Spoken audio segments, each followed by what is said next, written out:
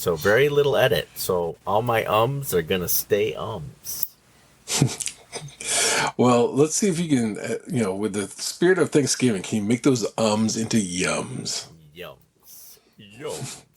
I'll Yum, yeah. yum. I'm thinking yum. Every I'll add yum. That'll be it. Yep. I'll be editing more and more every time. Yeah, exactly. That just added a lot more to the workload. Yeah. You're not helping. Right. We got invited onto a YouTube channel, and the title of the YouTube channel was Jamie Hood Productions. That's right. Creative, actually. Sorry, it's Jamie Hood Creative. Oh, sorry, it's J Hood. Right. We're going to have to do a lot of editing. Yeah, so we've already screwed up, haven't we? J Hood, yeah.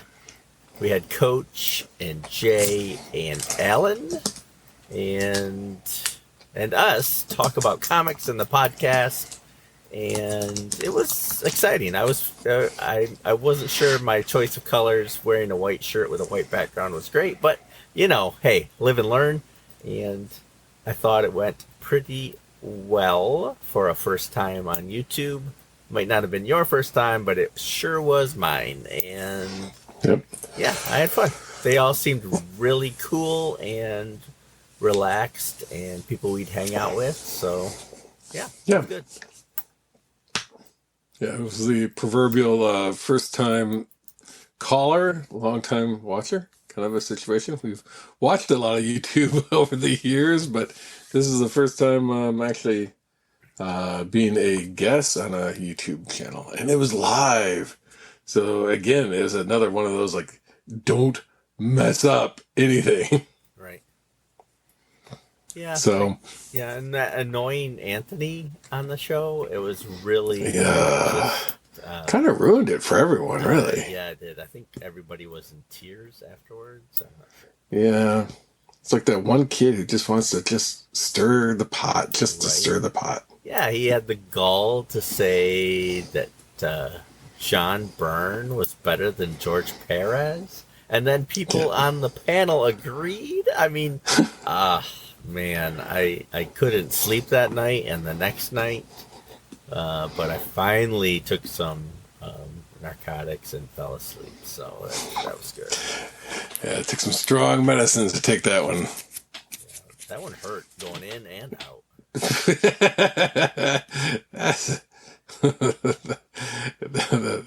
is the Carolina Reaper of all comments. it just burns all the way and doesn't stop burning. Right. No, I had fun.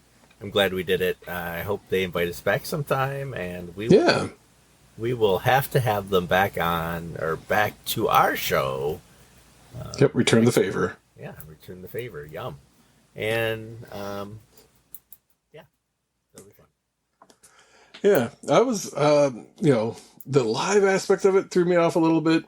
The fact that we were getting feedback or like people chiming in kind of threw me off.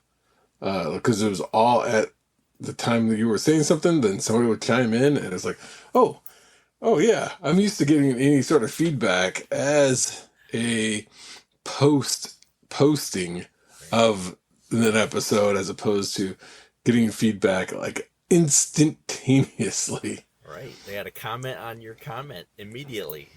Yeah.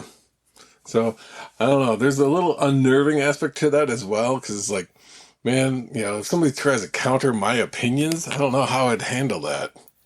Here, it's just you and I. We can have our own opinions as much as we want. Right. There's not really that many people that can, tell us otherwise. You can disagree, but I don't have to hear you.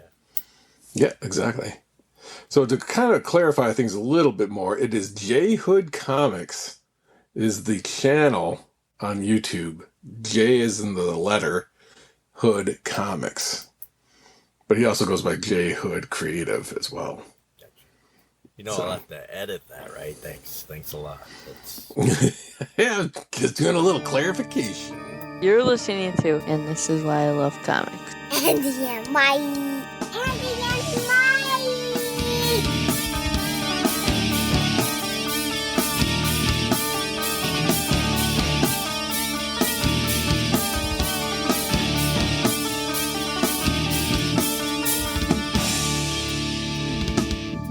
so tired and old. Why am I saying this out loud? And welcome to another episode of And This Is Why I Love Comics. I'm Andy. I'm Mike. And I don't know why you go that high, but we're talking about comics. Welcome to the show. This is a little edited version of the show because I wanted to get it out in a couple days. So bear with us on the yums and definitelys and all right ands and all the other things we are traditionally doing that I edit out. If you're new to the show, happy Thanksgiving and welcome. As we said, that's Mike, I'm Andy. We talk about comics and our life and our kids and our wives. We try not to talk about because they would kill us. But other than that, We'll talk around them. How's that? We won't talk about them, but we'll talk around them. exactly. You could possibly infer the meanings there, but we won't say it directly. Plausible deniability. Right. We're smart. we know how it works. Yeah. So, how is your day, Mike? Mercy. Been working the... I know, and it's the proverbial, it feels like it, but it's like those weeks that lead into a holiday where everybody just, you can tell no one is like legitimately thinking about work. They're thinking about like, man, is this week ever going to get over? And so, yeah, everybody's checked out and everybody's already, like, yeah, I want to be doing this, and I'm ordering this, and I'm getting these things, and, come this weekend, I'm getting all the Christmas decorations out. And so it's been that kind of a week where things are getting done, but not like, work isn't getting done at work. And then at home, it's just, everybody's prepping. It's like, get the house in order. We're having people over. Get this in the house. And it's like, why don't we do this every week? We could have people over if that's what it's going to take to actually clean the house. Yeah, that's our excuse for cleaning the house is we invite people over, and then we scramble at the last minute to make the place look nice, and it works great. Yep. It's amazing how little effort it'll take to get the house in a order that people would not be suspicious of. Because it's just like, you can either take 5 hours and the house will look exactly the same as if you took the half hour. Yep. It's just shove everything underneath the bed, throw it over here. Close the door to the guest room, whatever. Just make that not appear. Right. No one will ever see back in this behind the curtain.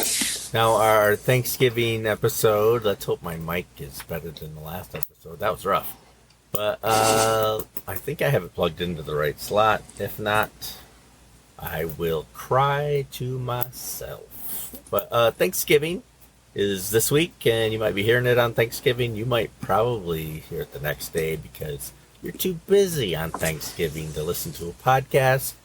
I will forgive you this time, and let's see. I was going to ask Mike whether you do ham or turkey. Yeah, see, it's still turkey. This is about the only time of the year I will eat turkey. It is only out of tradition, and it is one that I will just go ahead and I'll take my, required allotment of turkey, put it on the plate, and usually it's the last thing cleared off the plate. But I can rest easy knowing that I did actually eat said turkey. I did it. It's just one of those things where I wouldn't say it's the bucket list of things, but it's like you just have to go ahead and it's like, I'm not a big fan of it. Yeah. No, preference of ham, but it usually ends up turkey, and then the last few years it usually ends up Chinese, which is very good. So I'm yeah, the turkey's smiling at me. We went over to a friend of ours' house, and that was where I encountered not just tofurkey, but formed tofurkey that was to look as if it was a turkey in its shape. It had like this is pressed tofu with, turkey season-esque stuff to it to try to make it taste similar to turkey. But then they put it into this like jello mold form and just press it and compress it. It had drumstick protrusions. I can't even say that they looked like that. There were protrusions and even a hint of the turkey neck. And it was... Yes. And... Me fail English? That's impossible. But I bet my Wookiee. Still, Ralph Wiggum it always will be the best character in the whole show. But yeah, it turned out that it wasn't bad, but I mean, you sliced it like it was a freaking loaf of bread. It wasn't like, okay, get out your carving tools, we're gonna slice off a chunk here or there. It's like, nope.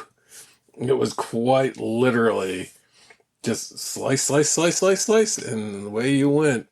And it was kind of odd because when you think about it, like that's tofu, which is basically kind of a bread-like substance anyway. Then you added stuffing, which is basically bread. You had rolls, which is again more bread. And it was just like the entire meal consisted of various forms of bread. All the carbs. It's like an Italian Christmas. Yeah. Well, doing some prep for this, I was going to ask, one of the questions I had prepped for you is, what is the average calorie intake for Thanksgiving? What do you think people normally, how many calories on average are consumed per person at a Thanksgiving dinner? Not the whole day, but just the dinner, a single event. Well, Thanksgiving is usually American. I mean, I know Canada has one, but so Americans, we like to eat. I mean, that's I think our favorite pastime, other than baseball. I'd say 20,000. Yeah, pretty close. No, I mean, I think they say that your average consumption is like 1,500 calories per day. The average on Thanksgiving is 4,500. Wow. So yeah, you're eating at least, around 3 times the amount of, calories intaked in one meal that you would normally take in during any given day. Yeah. Now I'm older, and so I put on a little weight, but I usually don't eat a whole ton, so I'm sure I'm under that. But when you're older, your body retains it more, and yeah, it likes to hold on to things. It's like hold on to it. It figures as the rest of you is a hoarder. Well, might as well keep the calories too.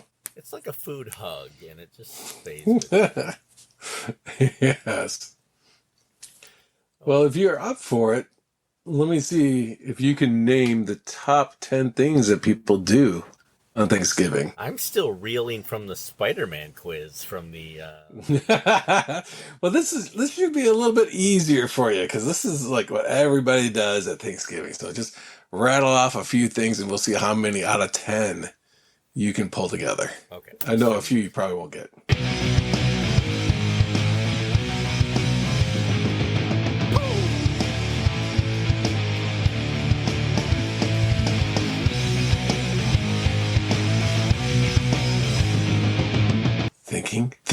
Thinking. What could it be? Did you ask a question? Yeah, what kind of what are the Yeah, yes. No edit required. We're gonna keep it all. Yep. Can I phone Next. a friend? I don't know things. Yeah. How many of the top 10 things that people do on Thanksgiving? I thought you had 10 questions for me. No, I do have questions as well, but these are just rattle off how many of these top 10. Okay. Top 10 foods. Top 10 traditions that people have for Thanksgiving. Does that include just cooking turkey or no? Not necessarily, no. Traditions. Let's see. One of the traditions I'm going to do is watch football with my number 2 son. Yeah, that's one of them on the list. So that's what I'm going to do. We're going to watch the Lions lose, although they are. On That's a tradition. They are on a winning streak. They've won 3. Oh, what? So. Wow. What high school were they playing? It's, I can't fault them. I just watch them anyway. Let's see. Other traditions. Eat turkey and take a nap. Take a nap. It was there. And then also eat a traditional Thanksgiving meal. So you got 3 of them. One of them better be watch a Mystery Science Theater marathon. I know that should have been on there. Should have been on there. Yeah, Turkey Day. Man, that was solid. I will still have it run in the background, even though I may not be watching it. But yeah, that was always an amazing, just catch up on all the episodes you hadn't seen. I guess the running. A lot of fond memories of Turkey Day marathons, just sitting in the living room in my parents' house and just watching them, catch up and laugh again at ones you love, and just trying to. I remember watching. They do a 24-hour marathon or whatever. I remember watching all but 3. Wow, that's dedication. Yeah. Did you watch them, or did you kind of I came and went throughout the episodes? I'm sure I came and went for a couple of them, but I think for the most part I was there. Nice. Let me go ahead. Rattle off if you want. I can rattle off the ones that are on here because you may not necessarily agree with some of these. I'm going to rattle off the 2 that are less than stellar, but one is share what you're most thankful for. The sentimental response to Thanksgiving. Yeah, exactly. Grown. Oh, man. Yeah, and then in similar fashion was be grateful for Friendsgiving. Yeah, I don't know. Don't buy into that. It's all a marketing scheme. The last 3 was watch a Macy's Thanksgiving Day parade. Okay, I used to do that. Yeah, I never did. I'm not a big fan of parades. Even the ones where they threw out the candy, I was like, nah, pass. Yeah. Break the wishbone for good luck. Did you ever do that? I've seen it done, but I've never done that particular one. No. And then the last one was run a turkey trot. Okay. I can understand that for those people that are healthy. I know, which was hilarious because it's right up there was eat a traditional Thanksgiving meal, 4,000 some odd calories later, and then run a turkey trot. Right. And then throw up. I was going to say, I can do a turkey trot, but I don't think it's going to be running it. Right. Usually afterwards. In my house. Yeah. You got a case of the trots, man.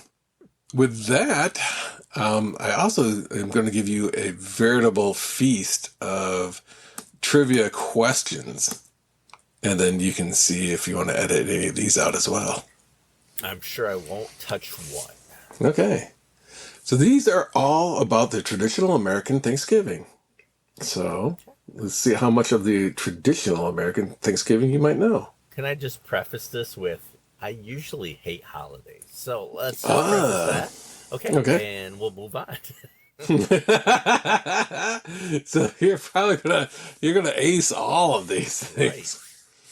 Right. All right. So these, I got a feeling you're just gonna have to just throw some randomness out there because I don't know if you'll be able to answer any of these classic traditional American Thanksgiving questions. I got this. Okay. Ready? Yep. Cue up the Google because here we go. How long was the first Thanksgiving celebration? 3 days. Dang, spot on. Boom. One done. You might as well. I don't know if we need to go any further. I think you're all set. Google it. Boom. Right up top. Yeah. Okay, next one. Who was the first president to pardon a turkey? I'm gonna say that sounds like a 1950s kind of thing. You know what? I'll change my mind. I'm gonna say Nixon. Oh, you were in the close to the era, but not quite. JFK. Oh, Pardon man. the turkey. Oh, okay. Yep, he was known for so many things. I mean, that alone was what brought about Camelot, right? I think so. Yeah. So that's what he's most known for is that. Let me ask you this one: how many turkeys are prepared for Thanksgiving in America each year? One per household. How's that? That's pretty safe guess. 30 million. Oh, well, I'll give you a plus or minus, but about 46 million turkeys. Okay. That's a lot of That's turkeys. a lot of turkeys. This one's kind of more of a preference one, but do Americans prefer apple pie or pumpkin pie? I'm going to say pumpkin. Whoa, swing and a miss. Oh, yeah. It's American pumpkin, or, American. It's American as apple pie. Apple pie. Baseball and okay. apple pie. I Come prefer on, man. pumpkin. Let's just say that. Yeah. Yeah, you got. Did you get a turkey? Sorry, did you get a pumpkin this year? Did you make your I made pumpkin 2 seeds? pumpkin seed batches, which Ah. is way low compared to what I did the last few years. So, Yeah, classics. and one didn't turn out very well, so I only had one successful batch. And then you gave the other batch to the kids. The birds. Let them have it. Speaking of birds, what turkeys actually gobble? The male turkey. You're right on. Oh, I totally guessed that one.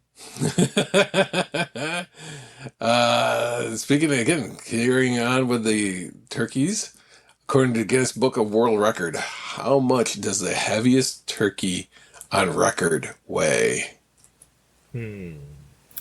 Well, I know that there was a turkey that weighed at least 10 pounds in my house the other year.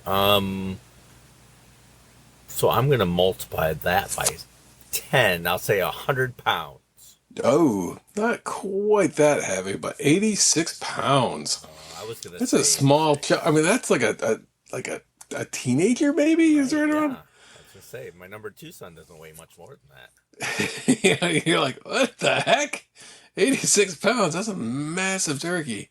Yeah. That's one of those that they would make a movie, like a B movie out of the 50s. It's like, the turkey came for dinner. Yeah, that's like a Charlotte's Web. You got to save that turkey. Yeah, some turkey. Oh, Charlotte. I never did understand that. It was like the spider did all the work and the pig just didn't do jack. Right. And the pig's the one that say, I don't get it. Yeah, I don't know either. This was never one of my favorites. So I'm going to ask, why did this come about? But when did canned cranberries first come about? Well, Some people love canned cranberries, and I was never a fan. I'm pretty sure it came about in the Civil War. Wasn't that how it started? Got me on that one. 1912, so it was after the Civil War, quite a bit, but still, why? Now, did you ever have cranberries, and then were they still in the shape of the can when it was presented at the table? I have tried it. It was okay. I'm not, gunning for another can of it, but it was all right. There's much more preferences on me on the dinner table at Thanksgiving, so I let other people eat it. Nice. And then the very last one. What is America's favorite Thanksgiving side dish? There's so many things. Speaking of things that you'd rather try, what is Americans' favorite Thanksgiving side dish? That's very regional. I mean, I'm pretty sure it's a green bean casserole, but that's pretty much a Michigan kind of thing, I thought. I'm going to say mashed potatoes. No, it's the other one. What are you supposed to have instead of potatoes? More potatoes? The classic stuffing instead of potatoes. Yeah, I don't do stuffing. Now, did you grow up in a house that called it stuffing, or did you call it dressing? It was definitely Definitely stuffing. And I kind of wondered how much of that was due to like the stovetop stuffing or whatever it's called for that alliteration. Yeah, ours was dressing. We always call it dressing until, like until we got like the box mixes. Right. When my mom made it by hand, it was dressing. But as soon as it became like, oh yeah, this is out of the box, that was stuffing. I mean, dressing was for salads, but nothing like that. Yeah.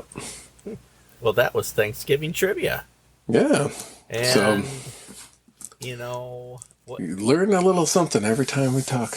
you do. Gotta throw something out there for you. I always wonder what other countries do an equivalent. Like, they might not have a Thanksgiving, but what their equivalent to that, like an all-day food fest is, and what kind of food they have. I'm curious. I'll have to Google that later. Yeah. It is amazing how culturally inept we are when it comes to other places. Because it's like, when you hear of things like even in the UK, we speak of the same language, but it's like, you do what? Yeah. Yeah. There's enough quirks and idiosyncrasies that makes it a little bit more difficult, but I did a couple things. One of the questions that was asked on the YouTube channel was what comics had a Thanksgiving theme. Right. And Yeah. I did find a couple, and we actually covered one in particular. Do you remember which one we covered recently that had Thanksgiving in it? That was the Long Halloween, right? Dang, right on the numbers. It's the Long Thanksgiving. The sequel to Long Yeah. Halloween. Yeah. They just sit at the table and never leave. Do you know what issue that was? It was the second issue because Halloween started off in issue 1 and issue 2. Dang it! I was trying to outthink that. Yeah, I've one-upped you. That's right. No, it was issue 3. Yeah. Forgot Boxing Day. But yeah, Thanksgiving was in Long Halloween. I recall a Justice Society Yes. cover. Number 54. Yeah. It was a crossover with the JLA. Good. You're on the top of it. It was called Virtue, Vice, and Pumpkin Pie. That's Was the name of that issue. Okay. And then there might have was there a New Teen Titans issue at Thanksgiving? I'm not sure, but that's pretty much it. There's not a whole lot of Thanksgiving. Not really. Now, there was one of the miniseries I remember you saying you loved way back when. I mean, this goes way back. I would say probably high school. Vision and Scarlet Witch. Number 6. Oh yeah, the 12-part issue. Yeah. Yeah, Magneto came over for Thanksgiving. he did. So, Indeed. And that was the series that their children first made an appearance in. And yeah, I enjoy that couple, and I'm not sure why. Maybe because I saw their relationship, quote unquote, evolve a bit, and so you kind of get tied into it as you read and as you grow up yourself. But yeah, I've always liked the Vision and Scarlet Witch. yeah. I did find another one that was a little bit on the more interesting side. This goes back a bit, but it's from DC, called Comic Cavalcade. Cavalcade, something like that. Cavalcade? From 1946. Okay. And nothing inside of the issue had anything to do with Thanksgiving, but the cover had the original Wonder Woman, Flash, and Green Lantern. And the Flash was trying to catch a turkey. So if the Flash was having difficulties catching a turkey, that is one fast bird. Right? Yeah, maybe too much tryptophan for the Flash. Yeah, he had 4,000 calories. He was not going very fast at that time. Wanted to pass out and go to sleep. Yeah, I gotta watch the Lions and take a nap. I can't deal with this at this time. Go to bed. Exactly. Don't bother Uncle Garrett. He's really tired right now. Let him get some sleep if he needs it. But yeah, that was interesting. It was just obviously 1946. It was like, the golden age, and they were just like, yep, we'll just celebrate it on the cover. Don't worry about anything on the inside relating to that cover. But, so Andy, now that we've kind of had our buffet of calories of questions, what did we wind up doing in order to celebrate Thanksgiving on the comic front? In order to get a theme going here, we, and by we I think it was you, I like to volunteer you as that, you decided, and it was a great idea, to review, is this an Image comic? Yes. It is an Image comic by John Layman and Rob Guillory, called Chew. And volume 1 is called Taster's Choice. And so we read, the first 5 issues or 6? I'm not sure. I think it's 5. 5, yeah. That was written and lettered by John Layman, drawn and colored by Rob himself. So, Image Comics presents Chew for Thanksgiving. And this is, I did not remember, but I thought I read it before, and I did read a few of the issues prior to this, but had no recollection whatsoever, as is my old age. So this was like reading it new to me, and you usually give your opinion first. I'm going to give my opinion first on this issue. Over my overall opinion of Chew is I just want to read something good. And I mean, we've read some good things even recently, but I feel like I'm not reading anything great. Now, New Frontier was great. That it was. Long Halloween, I thought originally was great, and then the second read was good. Yeah. Craven's Last Hunt.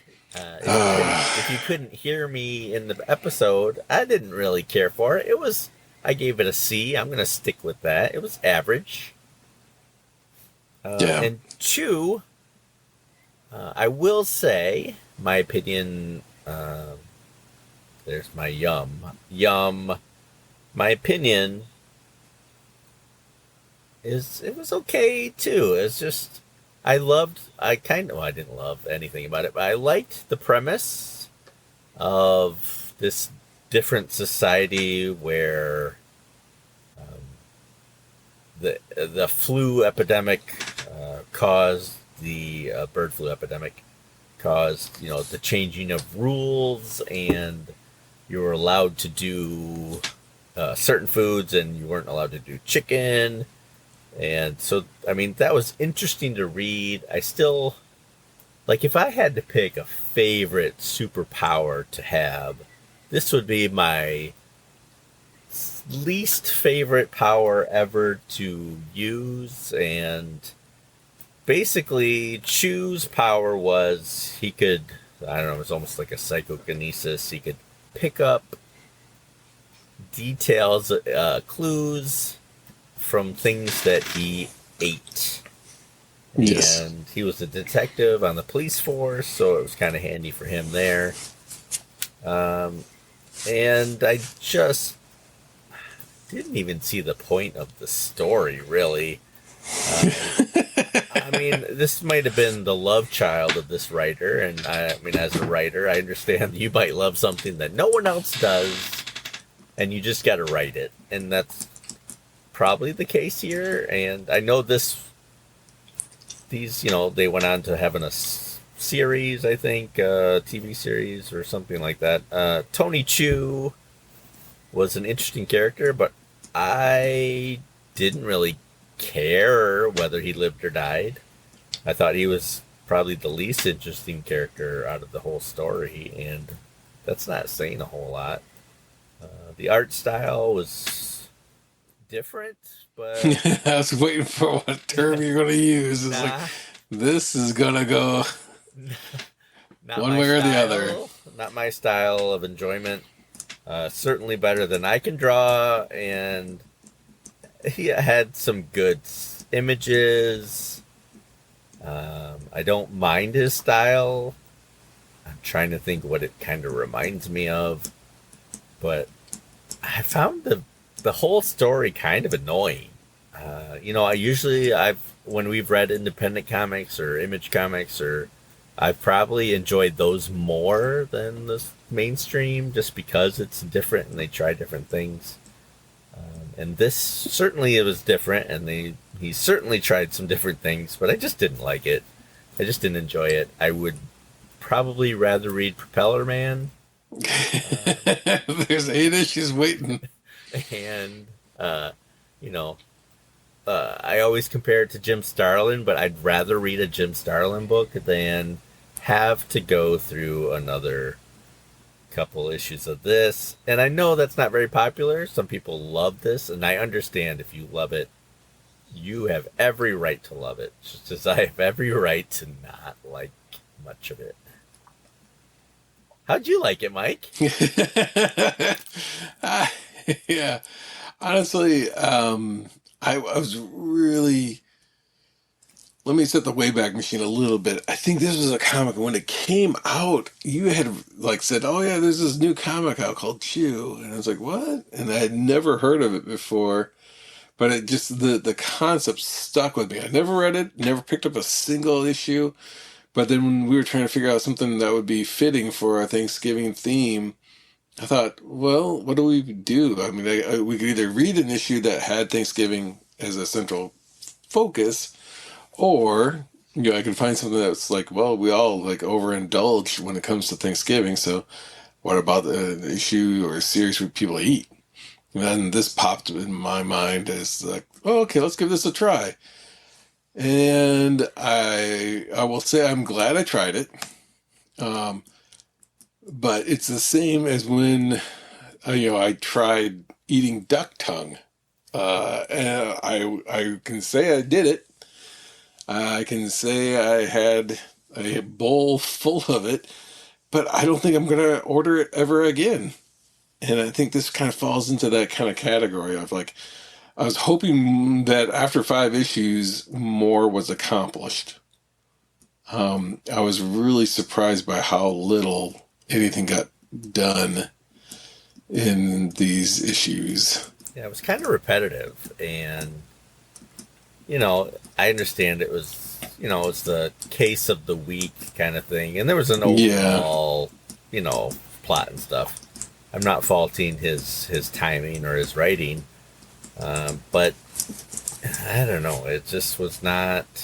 And even the twist at the end where it was there's a twist. Spoiler alerts. We were supposed to say spoiler alerts. Hey, Coach, it's a spoiler alert. Yes. Even the twist at the end where the double agent or the guy you thought was his friend wasn't his friend. I kind of saw that coming anyway. It just kind of, it was just like whatever, Yeah, that's been done a million times before. Next you're gonna say the Joker puts on white makeup. And, I just, whatever. I don't know. I was upset. After reading this because I wanted to like it. I've said that the last couple times that I haven't liked things. I wanted to like it, and I really do. I want to find something that just blows me away, and it's like the next great thing, like Something is Killing the Children, or that blew me away. Yeah, very unexpected. And something that we would not have stumbled across, normally. But this is something I thought, well, let's give it a try. With as many issues, and it spun off other series that had nothing to do with Q himself, but it was in the Q-universe, if you would. Universe. That's probably going to be the best thing I can provide you with this reading of this issue. It was just, they said the corruption was repeated. The the antagonist of a boss was a repeat. There wasn't any evolution. Nothing got better or worse. It was just the same. He's well mannered, and he's in control and in command when it comes to this, like, follow the letter of the law. But then, like, he has these moments where he just flubs up, and it just doesn't seem like there's a consistent character going. It's one of those things where it's like, I don't get some of the characterization of him, because, like, the law is this, but then he'll get stymied by talking to a lady about something to do with the law, and then he'll get flustered when he's talking to his brother, and it's just like, that's not quite what makes a character depth or well-rounded. It's just, I don't know. It didn't seem like the character, like I said, had confidence one panel, then zero confidence the next panel. And, so I couldn't figure out this Tony Chu character that much at all. The concept, and I had to look it up. I did look it up to see what that Chibo path or whatever it's called. Was there anything like it before or after? And it was a power developed specifically for this. I mean, it's just a different take on that, what's called post-cognition, where you can grab an item and find out who had it last and so forth. But in this case, it wasn't just a matter of touching it. You had to consume it. Right. It's like he made this DC Heroes character and then thought, hey, this would make a good comic. Yep, exactly. He rolled up a random power, and that was this. Yeah, but he's also got the power to see the future or the past. Right. Well, and then it's almost a Green Lantern thing where he had this power, and then the guy that hires him, he had the power too, and then he likes this girl, and the lady has this power to describe things so much that she can control whether you vomit or not. It's like, okay, it's such detail. Right. It's like, all right. I mean, it was unique. I will get it. Yeah. It either strikes you and you go, yes, that's awesome, or it's just like, that's stupid. And I think I lean more towards the stupid part, and I just don't. Maybe I just don't get it. Yeah. It makes for a good, like, honestly, if this only ran these 5 issues, I would say that was plenty. And you hinted at, yes, it goes elsewhere. The series continues, and it continued on for a while. But, it's just, I don't see the mystery being that deep. There's the conspiracy about whether chicken is really bad or not. That was the bird flu legitimate, or was it a conspiracy to try to criminalize the consumption of chicken? Was there something else happening? And it was like, okay, but it didn't really set up a whole lot. It just said, like, okay, yeah, his partner is now going to be his Sinestro, if you would, like, to continue your Green Lantern theme. And, that it's like, oh, we were best friends, and now, the truth comes out, and you weren't really my best friend. And now that we're 2 people who have the same abilities, we're really going to have to be, arch enemies at this point going forward. Right, yeah. And then, almost like, if you want to continue even further, the woman is kind of like, what is her name, Star Sapphire or something like that. It's the Carol Ferris of the comic. Yeah, whereas has a similar ability, just a little bit of askew. Right. Where she can describe things that will make you feel, the power. But that was kind of, again, the Carol Ferris motif, and the weird villains. This. EGG, the egg group or whatever. It's like, yeah, that was the one, like, you could tell somebody just said, like, what would be funny? Oh, yeah, let's do that. and it wasn't really something that you knew that they were going to be in there for very long. It was just kind of like, yep, we're in, we're out, Yeah. we're done. Well, and it seemed like like he had this.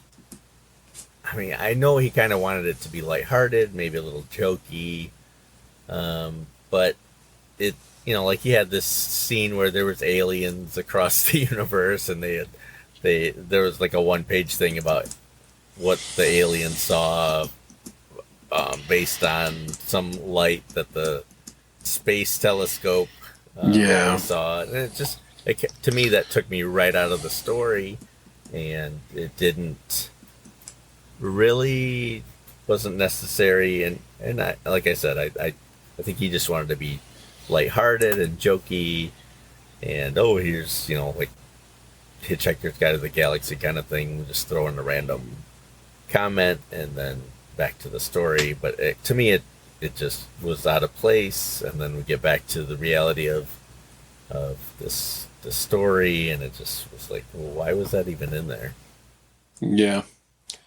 Yeah, I don't know if the payoff in issue 60 for that moment is going to be worth sitting through issues from 5 through if there 60. was, that's great. Like if you're laying the foundation that early on some future storyline, well done. I'll give you some hand claps for that. But yeah, I often wonder about stories when they do try to put something a bit deeper in there, meaning because you're not guaranteed to get to those issues.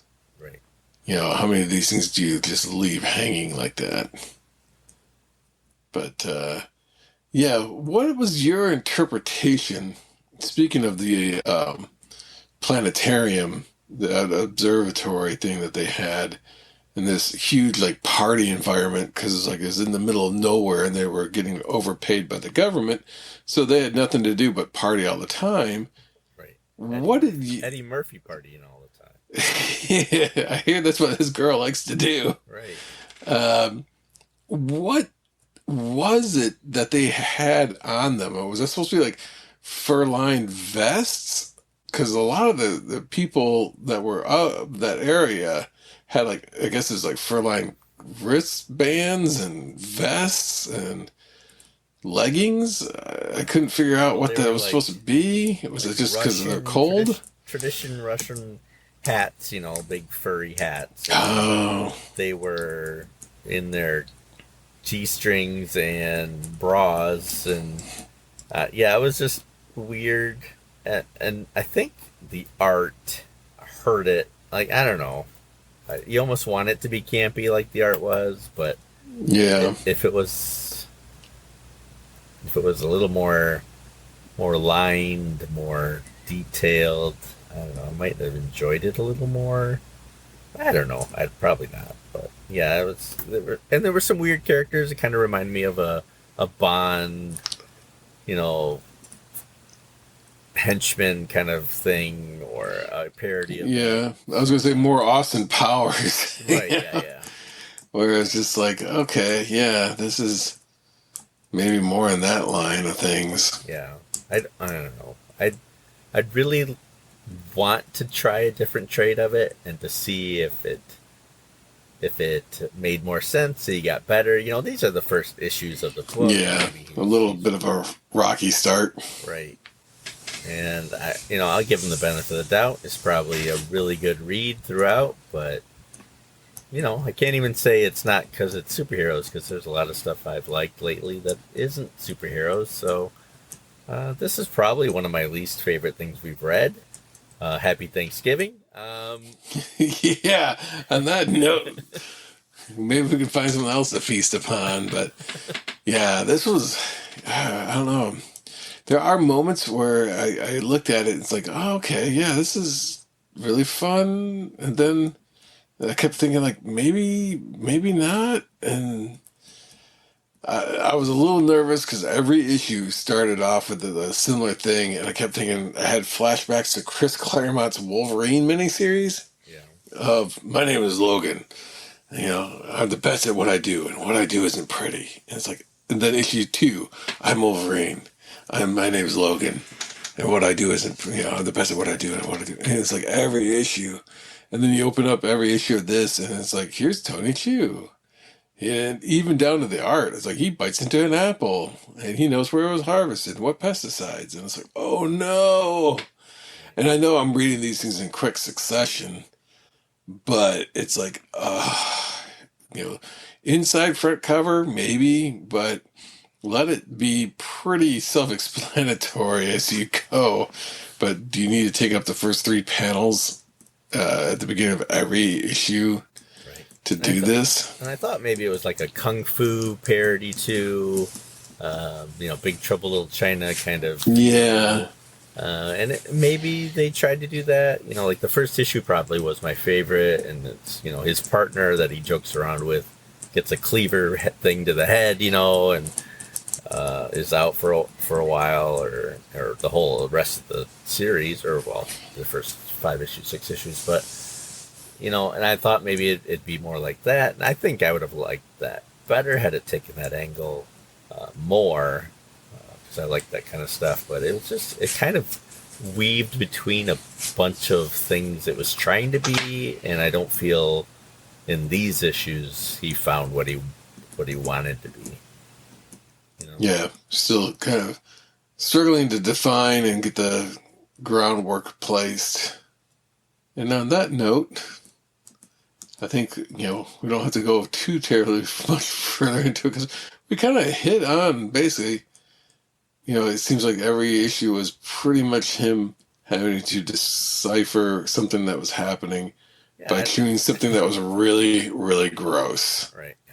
Yeah, or he ate, A finger, a dog, a decomposing dog. Yeah. He lost an ear, and, there's some bloody moments and everything like that, but I don't think we need to go page by page on this one.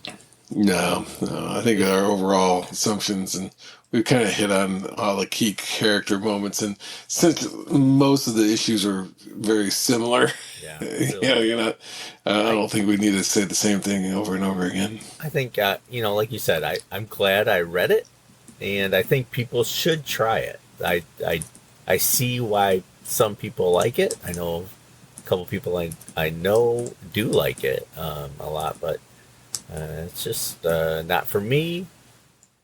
We're not going to get anybody giving us any Q comics for a Thanksgiving gift or anything. We're not picking up the digests of these things for Black Friday sales anytime soon. But if you want one, I'd be glad to hand you one. Yeah, so not too bad. Are you reading anything for your own enjoyment, Mike, that you're thankful for? Yeah, actually, this is going to sound like almost like I wanted something that was such a palate cleanser from this one. And not to keep going over the food analogy, but it was a kid's book called Monster Mayhem. And I'm going to butcher this guy's name. I cannot remember how to pronounce his name, but he does all the really happy kids artwork for comic books. And this is like the second part of this Magic Ring or series, but Monster Mayhem was by Christopher Elopoulos. I'm really butchering that name. And if you look up this guy, you'll recognize his art style right away. He does a lot of work with Brad Metzler. But this one was about giant kaiju. And I am a sucker for that, no matter what. And it's this little girl who is a robot genius, designs and develops robots. And she befriends a giant kaiju. And all these other kaijus come to town, trying to get him to come back home. Kenny's a good kid. Yeah. Kenny, what gives? So, yeah, it was, it's a lot of fun. It was very, very light and very much of a, kind of a morality play about friendship and so forth. But when you go from Q to Monster Mayhem, it's a big leap from one to the other. But like I said, it was a much needed palate cleanser. Sounds good. I'll check it out. Yep. And what have you been tackling on your end? Well, on my end, I am jumping back into something that's killing the children. At least Oh, nice. the splinter off book called House of Slaughter, Oh, done by a different artist, but same kind of team. And it's about the can't remember what the female antagonist's name was, but the one that wrangled her into okay. the group. It's about his journey. Precursor. Yeah, so I just started reading it, probably two issues in, and I'm enjoying it. So I'm all That's in great. on this. Yeah, so it's pretty good so far. Yeah, you went a little bit more mature, and I went very much into the kiddie fare. Yep. Yeah, I do recommend Monster Mayhem because it's just a fun giant monster book with robots duking it out. That's cool. And other than that, I'm reading the G.I. Joe role-playing game Oh, core book. yeah, it uses like they call it like a Renegade 20 or something like that. Yeah, Renegade It's like Studios. Yeah, but they have something that's like an Essence 20 or something like that as their Yeah, game mechanic. Yep, and I'm just reading that because a friend of mine, Jerry, he lent this book to me just so I could run a game for him and his kids, and so I'm gonna read through that book. Now, I was never a huge G.I. Joe fan. I watched it, but I never collected it. I know you did a ton of it. Oh yeah, yep. Got the comics. And I know Got the T-shirt. that, knowing's half the battle and all that stuff. So, Yeah. so I'm pretty sure I could run a good espionage G.I. Joe centric game, but Yeah, I think they're gonna have to fight something like Cobra. I think maybe. Cobra, I'm just wondering if that's gonna be what you'll run them up against. Despero. Yeah. That's a nice mix for those of us who remember Star Blazers. But those are the two things I'm reading for the most part. Other than that, I haven't gone to the comic store lately, but that's mostly due to funds and just wanting to save up for some other things, especially for Christmas. So Yeah, holidays are coming up quick. yeah, Mercy. so I'm watching my nickels and dimes. And I'm just reading what I already Where's my own. nickels? Yeah, where's my nickels at? And so, I'm kind of going light this year.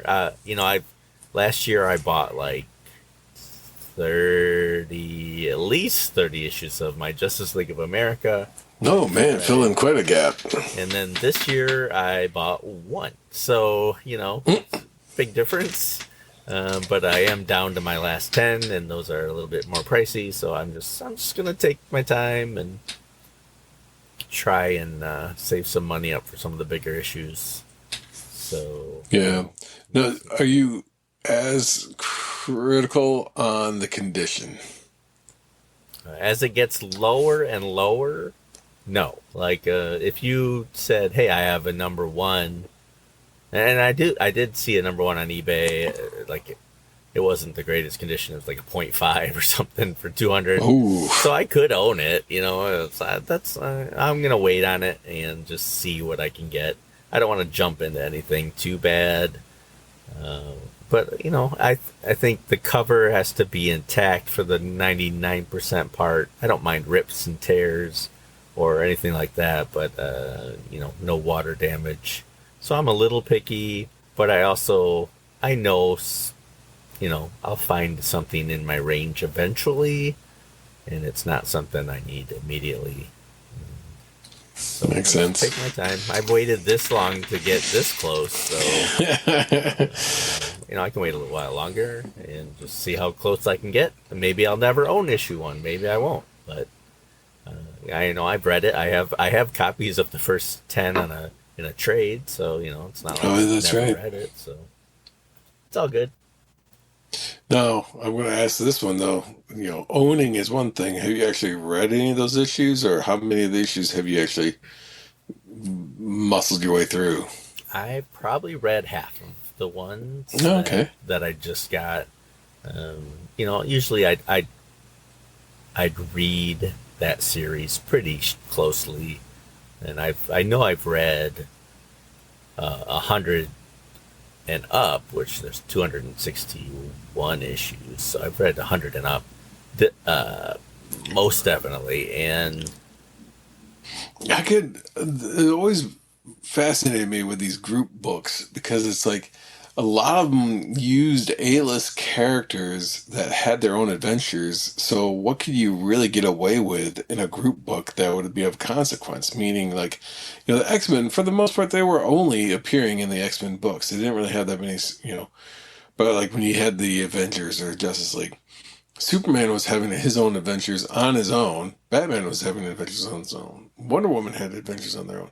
So when you get them all together for the Justice League, what can you really do that wouldn't be like, okay, we're going to go into deep space and we're going to have these characters, lost through a wormhole. They appear on the other side of the universe.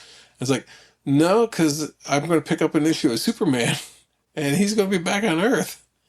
There's not really a whole lot you can do that would have consequence. well, a lot of that early stuff was they didn't care about continuity, True. and they'd figure it out later if they did worry about it. So it was great that they just told stories and just tried to do something different or interesting.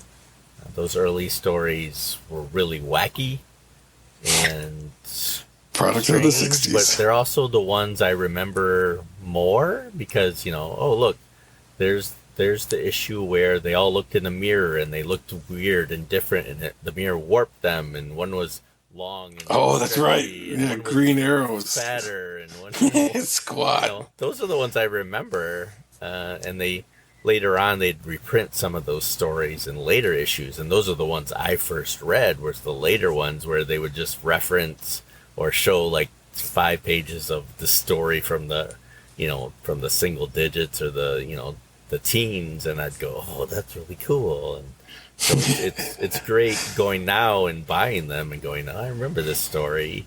Here's the original one, and I get excited. Yeah, about where it that. came from. Yeah. It's interesting too to see how like those old like Silver Age, the book wasn't always the entire book was about the Justice League. It would have a backup feature, or it'd have ads that would consume like a third of the page or something like that, and you're just kind of like, wow, what a weird books to go through and realize that you couldn't get away with that now. You don't have a backup story in a comic book these days. You just have it's your character and that's what you have for that issue. You don't have side stories or some character who may be struggling in the way of not quite popular enough to have a story of their own or a book or a series of their own, but we still want to use them. I mean, like the Flash had Dr. Fate was in the Flash, wasn't it? Yep. And then as a backup, and I think there were some others. I think Captain Marvel, the Shazam character, was a backup in a couple other books. But it's just, Elongated Man, I think, had a couple as of being backup in some other books as well. It's just different ways to keep these characters in the popular consciousness without having to dedicate a full book. But, it was just an odd, you go through it and it's like, yep. Here's the first eight pages or the story that you saw on the cover. From then on, it's just some other story, or if it's even the characters that you bought to begin with. Right. Yeah, they had Firestorm in some, and it's just True. Kind of testing the waters and seeing if this character was popular enough, or even deserved a title of their own, whether the writer found his groove or not. It's interesting. I prefer it kind of that way as a sampler. Did you remember DC having an attempt to try to test the waters and they did like a series of comics, and it was like DC's Special First or something like that. Do you remember that series or something like that? I never And it remember was a just showcase, but Yeah, it had to do something with just like a one-offs. So it was like first issue specials. That's what it was called. Oh, yeah. DC's first issue specials. Yeah. And that's where, again, Dr. Fate appeared in one. I think that Walt Simonson might have done the art on that one. Yep. They reprinted that later. Yeah. And then Kirby had two. One was like a character called Atlas. And then another one was like Manhunter, if I remember right, that Kirby had done. And it was a different take on the Manhunters that fought the Green Lanterns or were part of the Green Lanterns or something like that. Yeah. Those would be fun to get and look back on. Now. Yeah, but it was an interesting attempt to garner up interest in characters. And it's like, hey, if you really like these issues, if you like any of these characters, now's the time. Step up to the plate and, write us a letter to let us know which ones you think are the ones that we should go forward with. So if you want us to read a certain book or anything like that, we need some more fan mail, some more comments. Check our Facebook page out. We are, and this is why I love comics. And if you want to email us, we are at, and this is why I love comics at gmail.com. We are on the Twitter. We're on Instagram. Let's see. Those will all be in your show notes. That are, I list them out. There's a couple other things I'm preparing to do that I don't want to talk about, but we were even joking about maybe we should do some YouTube videos next year since we've already dipped our water. Say what? We dipped the water of our toes. That's a glandular problem, Right? isn't it? We've dipped our toes into the YouTube water, and it wasn't that bad. And No. maybe we'll test that out. We are both very attractive, so that'll help us a lot. Yeah, for the face for podcasts. Right. So we might test that out. Probably, like Mike suggested, it'll be something for next year, as this year is winding down. We only have a couple episodes left of this year, which I can't believe. But we'll get at least this one out, and then 2 more, hopefully, and that'll be it for the year. That's just crazy. Yeah 2022 is zipping. That's right. We do plan on reading for our Christmas episode The Wonderful World of Claus. Yep. And that'll be fun. Grant Morrison. Right? It's like we really like that guy. I don't know. Have you read it before? I have not ever owned it. So that'll be this will be the original series. Yes. I think he's come back almost every year since then and done another Claus miniseries of some sort. So I'm excited to read that. That's the next thing we should read. We do have an episode coming up, but it's kind of up in the air at the moment, so we will talk about that later. And so, and this is why I love comics, I am Andy. Happy Thanksgiving. And I am Mike with a deeper voice this time. Ooh, that is very intimidating. Very white. Yeah, very white. I thought you said very white. Well, you can interpret it however you want. Potato. Right. So we're going to bring on the Thunder Chicken, and we'll see. Or should it be Thunder Turkey, because it's Thanksgiving. Ooh, you said the Thunder Turkey. Yeah. All right, Thunder Chicken, go. Take us away.